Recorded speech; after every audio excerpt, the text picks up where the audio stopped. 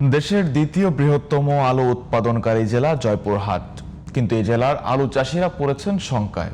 কারণ টানা 3 দিনের ভারী বৃষ্টিতে তলিয়ে গেছে আলু চাষ করা শত শত হেক্টর জমি।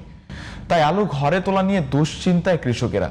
জয়পুরহাট থেকে আব্দুর রাজ্জাকের রিপোর্টে বিস্তারিত জানাচ্ছেন SKN রেশমা।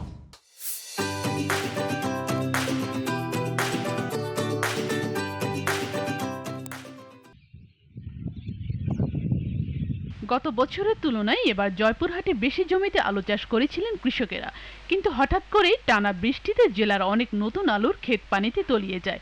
এতে লোকসানের সংখ্যায় দিশেহারা হয়ে পড়েছেন হাজারো কৃষক। বাধ্য হয়ে কাদা আর পানির মধ্যে থেকে আলু তুলতে বাড়ির নারী ও শিশুদের সাথে নিয়ে মাঠে নেমেছেন কৃষকরা। বৃষ্টিতে আলু নষ্ট করে আমাদের যে আরো বিপাকে আমরা পড়ে গেছি। এই বৃষ্টির কারণে কয়েকদিন থেকে পানির জন্য আলু নষ্ট হয়ে গেছে, অনেক আমাদের খুব সমস্যা। সরকার যদি আমাদের দিকে একটু তাকে দেখতো। আমরা আলুর দাম পাচ্ছি না, আমরা খুব বিপদে আছি, আমাদের সরকার যেন আমাদের পদ্ধতি নেই। আমি সরকারের কাছে আবেদন করছি, সরকার কিছু ভর্তুকি দিয়ে দেয় যে আমাকে দিতে।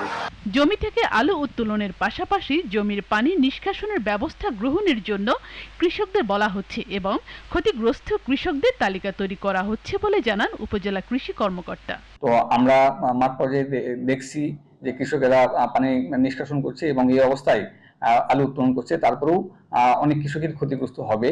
আমরা এই ক্ষতিগ্রস্ত কৃষকের তালিকা প্রস্তুত করছি।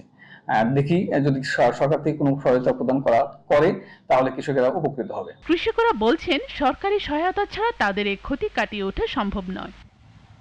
SKN Reshma, GTV news.